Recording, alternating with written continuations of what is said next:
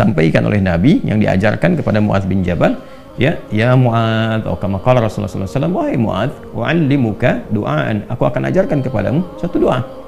Ya, dan jelas kalimatnya, bisa mengentaskan kesulitanmu, utang-utangmu, dain kalimatnya tuh, walaupun itu sebesar Jabal Uhud, gunung Uhud. Sebelum lanjut menonton, ada baiknya luangkan sedikit waktumu untuk menuliskan sholawat Nabi di kolom komentar, yang insya Allah bisa menjadi bukti dan saksi terhadap kecintaan kita untuk mendapatkan syafaat di akhirat kelak. Selawat dan salam selalu dan tetap tercurahkan kepada junjungan kita Nabi besar Muhammad sallallahu alaihi wasallam.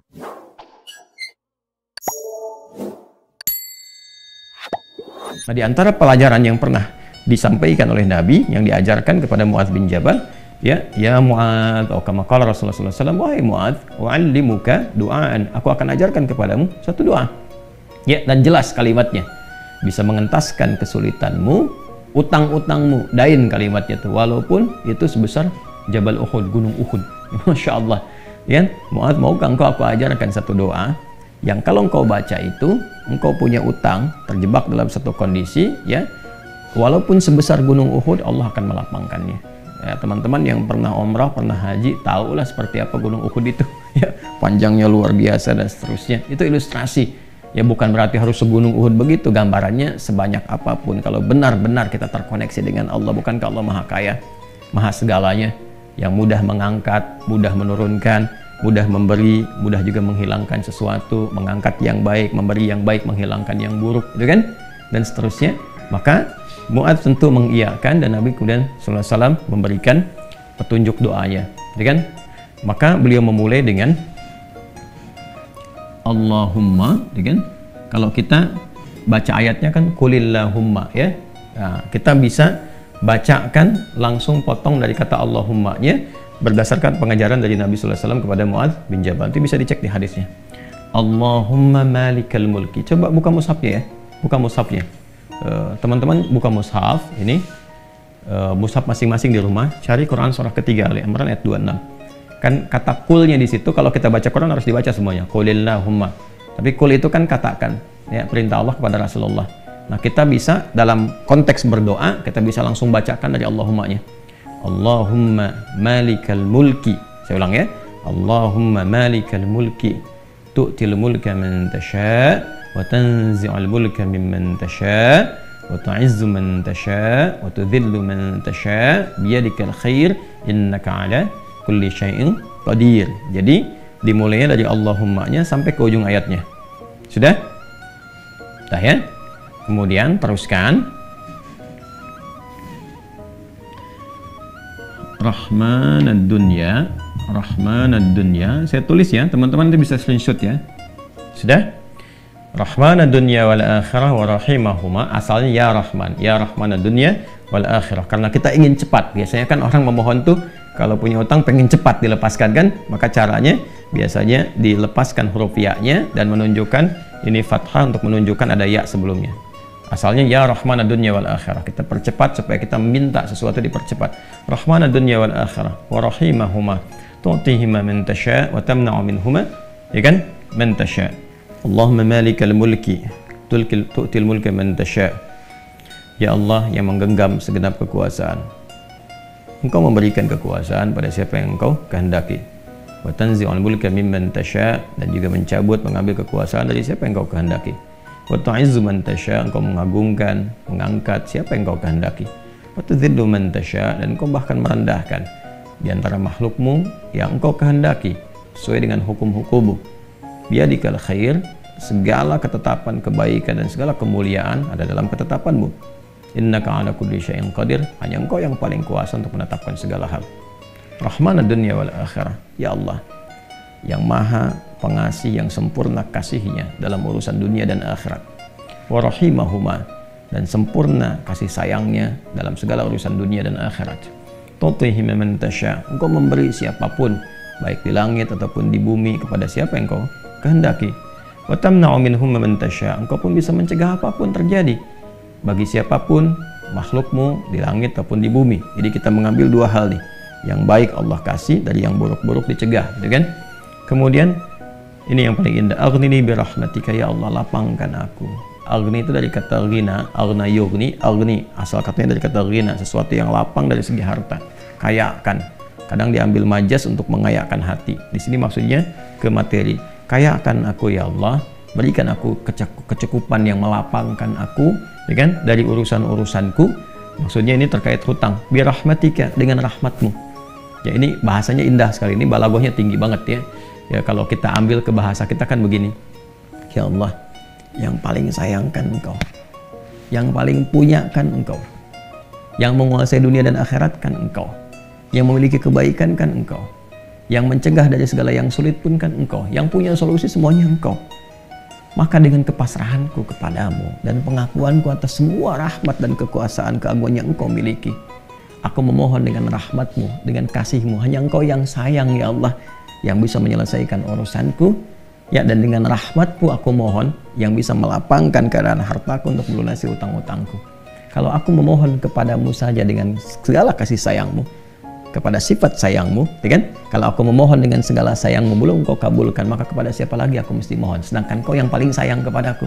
Kalau yang paling sayang saya tidak memberi, lantas kepada siapa saja? Ya, kepada siapa lagi aku mesti memohon?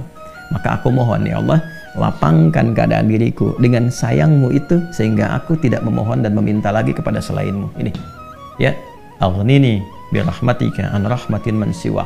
Ya Allah, semua orang sudah mengatakan nggak bisa, ini nggak mungkin, ini nggak mau, itu tidak. Maka aku memohon kepada yang paling sayang kepada aku. Kalau kepada yang paling sayang saja belum dikabulkan, lantas kepada siapa lagi aku mesti meminta? Mohon lapangkan diriku dan berikan aku kekuatan sehingga dengan rahmatmu aku tidak meminta kepada siapapun selainmu. Ini indah banget nih kalau kita turunkan dalam bentuk pemaknaan yang balaghahnya. Ini teman-teman doanya. Ya. Setelah itu akhirnya dengan Al-Fatihah. Fatihah itu pahalanya banyak banget kan? Di antara namanya selain pahala itu juga ada fungsi-fungsi fadilahnya, keutamaannya. Ya, apa di antara fungsi keutamaan fadilah itu disebut juga dengan Al-Kafi, Asy-Syafi yang mencukupkan segala hal. Ya kan? Yang dengan izin Allah bisa menyembuhkan, karena intisari Quran itu ada di Al-Fatihah. Maka diakhiri dengan Al-Fatihah, kemudian setelah itu tutup dengan salawat. Tutup dengan salawat. Dan nanti ada hadis lain yang mengajarkan kaitan antara hutang dengan memperbanyak salawat kepada Nabi Muhammad SAW. Ya. Nah, salawat ini juga penting teman-teman sekalian, diperbanyak di akhir ya. Jadi setelah baca tadi Quran surat Nuh, Ali Imran, ya istighfar dulu. Jadi kalau kita rumuskan kan ketemu 5 kan? Ya, dari mulai kita istighfar dulu dengan segala ketulusan, dalilnya surat Nuh itu. Kemudian di surah Ali Imran kita bacakan, terus praktek doanya kita temukan. Setelah itu Al-Fatihah, setelah itu kemudian salawat kepada Nabi Sallallahu Alaihi Wasallam. Nanti di hadis lain ada seseorang yang diajarkan oleh Nabi Sallallahu Alaihi Wasallam untuk memanfaatkan, nah ini dia, kapan waktu, di pertengahan malamnya. Ya, untuk memanfaatkan pertengahan malam itu terkait dengan utang piutang juga. Nah, lalu dia berkata, apa yang harus kami lakukan ya Rasulullah? Yang perbanyak gitu kan, ibadah kepada Allah. Lalu diajarkanlah salawat. Aku akan mengambil, kata orang itu, sepertiganya. Kata Nabi, itu baik. Kemudian kalau bisa tambah, aku akan mengambil 2/3-nya. Kata Nabi, kalau itu baik.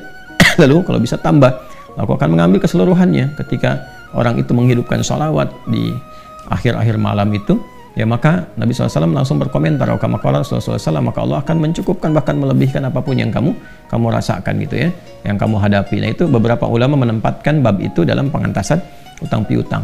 Jadi kalau kita temukan, ketemulah kemudian di sana 5 bagian, yang kelimanya ditutup dengan keadaan ini kapan, yaitu waktunya tengah malam dan ditunaikan, diawali dengan sholat dulu untuk mengoneksikan diri kita kepada Allah Subhanahu wa Ta'ala. Jadi kalau Anda bertanya kapan ini dibacakan, ya saya ulangi, kapan ini dibacakan, yang paling pokoknya adalah di pertengahan malam, di 1/3 malam. Jadi bangun malam hari supaya ada getaran kejiwanya lebih cepat mengamalkan Quran. Surah Al-Muzammil itu surah 73 ya, di ayat yang ke-6, inna nasyi'atal laili hiya asyaddu wat'aw wa aqwamu qila. Bangun malam itu bacaannya menyentuh kepada jiwa, lebih mudah mendapatkan kekhusyuan. Jadi 1/3 malam bangun, istighfar gitu kan. Ya, setelah sholat itu, sholat kita supaya bangun konektivitas dulu. Sholat itu kan kalau sudah bagus khusyuk, konektivitasnya tinggi. Setelah itu baru diistighfari. Istighfar menjelang sahar. Ya, wabil asharihum yastaghfirun, menjelang sahar mereka banyak istighfar. Nah, kalau sudah beristighfar itu Masya Allah, nanti di Quran surah ketiga ayat 17 itu nanti akan diberikan oleh Allah 4 kekuatan yang bersanding dengan orang istighfar. as-sabirina was-sadiqina wal-qanitina wal-munfiqina wal-mustaghfirina bil ashar. Punya kekuatan untuk sabar, punya kekuatan untuk membenarkan ajaran Quran dan mengamalkannya. Kemudian apa lagi? Qanitin, khusyuk ibadah. Orang yang biasa bangun malam istighfar di ujung malam tuh lebih khusyuk ibadahnya. Nanti wal munfiqin, bisa jadi rajin infak, setara itu. 4 itu bisa setara. Jadi orang yang istighfar, pemahaman pertamanya bisa setara amalnya dengan orang yang rajin infak, yang khusyuk ibadah, orang yang membenarkan isi kitab dan mengamalkan, serta orang sabar. Pemahaman berikutnya adalah mendapatkan 4 keutamaan ini. Bisa rajin infak. Bagaimana bisa infak kalau nggak ada yang diinfaki? Ya, makanya itu satu-satunya juga yang menguatkan kembali bahwa ketika bisa istighfar dipraktekkan di ujung malam, wabil asharihum yastaghfirun. Kapan istighfarnya? Setelah tahajud. Dari mana taunya? Quran surah 51 dari ayat ke-15 sampai ke-18. Innal muttaqina fi jannati wa 'uyun akhidina ma atahum rabbuhum innahum kanu qabla dzalika muhsinin. Ayat 17-nya, kanu qalila minal laili ma yahja'un.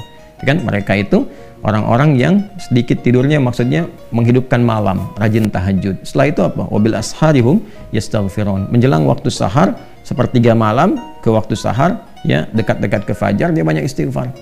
Nah, saat istighfar itulah dia dapatkan sampai hatinya khusyuk, baru bacakan ini.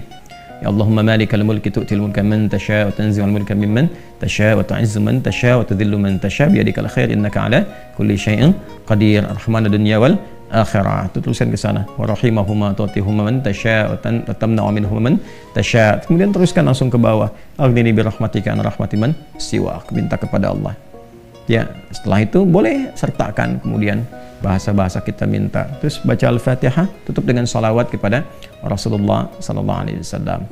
Ya, itu dibiasakan. Nah, sampai mendapatkan kekuatan, tapi bukan berarti tidak berikhtiar. Setelah itu ikhtiar tetap. Ya, tetap berikhtiar.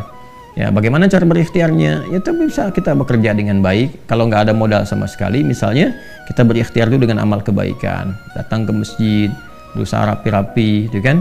Kemudian kita lihat ke DKM-nya, misalnya mengajukan dulu permintaan. Nggak usah banyak-banyak pinjamnya. Pinjamlah misalnya 100.000, 200.000 atau 500.000. Kemudian setelah itu cari peluang-peluang, misalnya di majelis-majelis ilmu kan banyak orang belajar itu. Ya belilah modal tertentu, beli makanan atau minuman. Terus kontak ke DKM-nya, sampaikan. Ya, supaya nanti ada sinergi antara jamaah dengan yang dagang. Bicara dengan baik-baik sehingga nanti diumumkan. Ustadznya juga menyampaikan, berikan kelapangan kepada teman-teman yang sedang misalnya mencari rezeki berjualan, dapat dari situ, tambahkan lagi berdoa. Bisa jadi tiba-tiba Allah berkehendak menggerakkan orang-orang tertentu yang baik dan sebagainya, ya kan? Jadi bukan datang ke ustadz untuk melunasi utangnya. Saya lihat beberapa teman-teman tuh kalau minta, saya terjebak riba gini, gimana solusinya? Mau minjam, mau minta dilunasin. Teman-teman saya itu udah tugasnya ngajar. Kalau antum tanya doang saya jawab, tapi ya, kalau urusan dunia carilah gitu kan, terkait dengan dunianya. Bisa antum ke Basnas, bisa ke bagian DKM masjid, bisa ke teman-teman pengusaha yang muslim yang baik-baik ya. Kalau saya kan ngajar gitu. Ya kalau ada alhamdulillah, kalau ada gitu kan. Ya kalau yang sifatnya terkait dengan bimbingan itu lebih utama.